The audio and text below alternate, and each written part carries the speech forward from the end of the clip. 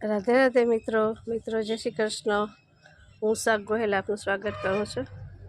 મિત્રો આ કમળ છે, તો આ કમળ કાકરીમાંથી કઈ રીતે તૈયાર થાય છે, તો આવી રીતે આ ફૂલ થાય છે કમળનું, અને પછી આ વચ્ચેનો ભાગ છે તેમાંથી કમળ કાકરી તૈયાર થાય છે, પબરી તૈયાર થાય છે।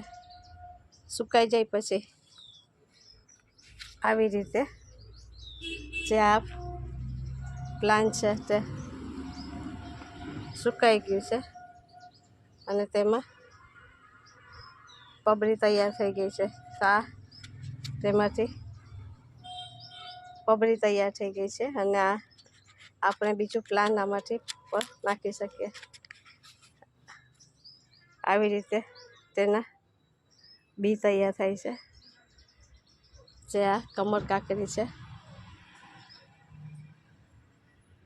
તો આવી રીતે કમળમાંથી આ કાકરીમાંથી કમળનું પ્લાન્ટ તૈયાર થાય છે।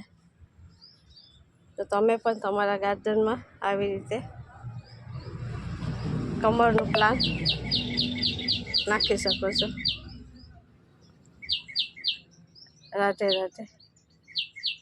અમારો વિડીયો ગમ્યો હોય તો વિડીયો લાઈક કરજો, શેર કરજો અને સબસ્ક્રાઈબ કરજો।